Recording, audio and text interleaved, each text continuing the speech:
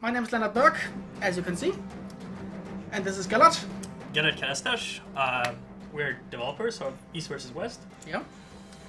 And we're going to introduce you to the game in its current state. This is a game about the Cold War, and that has some interesting implications. In our game, we are offering 6 scenarios. The first one starting in 46 and the last one starting in 1991, being the Gulf War. This is also the screen where you get when you're playing the 32-player multiplayer.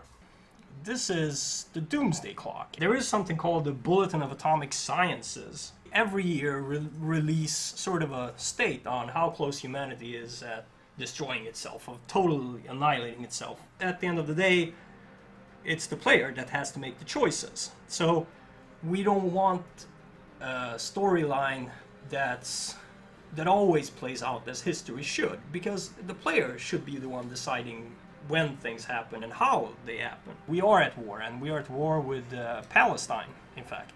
There are different map modes you can choose between, so you can look at, for example, the weather, different resources on the map. We have a diplomatic map mode. Lots and lots of countries where there was only one leader and no opposition ever formed.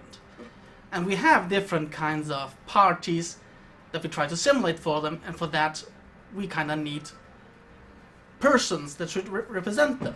Yeah, and what better, we at the development team, we sat down and we have worked very hard to bring you something that's kind of rare, and that is we would like to be launching this campaign called We Are the World, and you might have seen it in the forums, and people were for a long time wondering, what is this We Are the World campaign? And the design idea of it is to let the player impact the content of chosen key elements in East vs. West while the game is still in development. And basically what we are offering is that we will be launching every month a certain set of countries, and we will be allowing players to create their own avatars, which will be added directly into the game.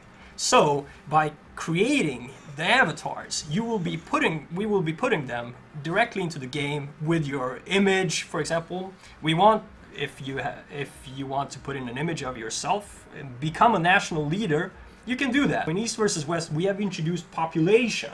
And the way it works is that, as you see here, we basically have divided up the population into different domestic age groups. Yeah, exactly. As you see, there's a lot of tech to cover, so we have a small feature added that will ease to reach a goal in the later stage of the game. Yeah, and that's goals. And what happens is when you click goals and you pick a specific goal, for example, missile boats here, then what it will do is it will pick all the requirements to it, and then the AI will research that for you as it becomes available. If you get the UN to embargo someone, I mean, they lose all their trading partners.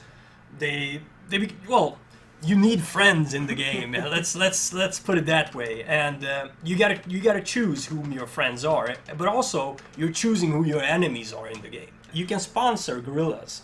So let's say you are in North Vietnam here, and you have sponsored these Viet Cong guerrillas. When your country links up with these, what will happen is that the fighters in that territory, in this territory here, they will join you. So you will gain those fighters, and you will gain the territory that they have captured if you are the one sponsoring them. You will actually have police units for real now. Not, just one cavalry running back and forth over the Soviet Union.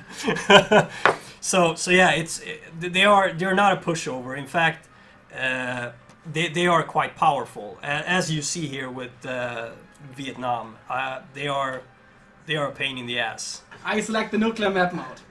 Select some regions I want to hit, or I can select provinces, or I can just select the entire country. But I'll select some regions here to bomb.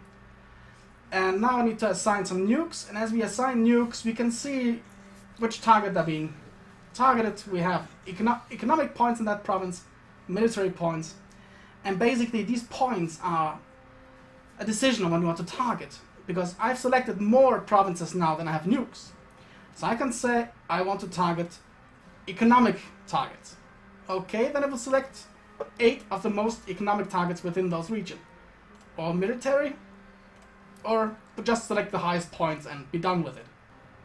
We should be able to see... Whoop, whoop, whoop, whoop, whoop. That was too quick. You just annihilated the whole... Oh my god. I should have done some damage here and there. You annihilated their entire population. Oh no. He just put them back into the Stone Age.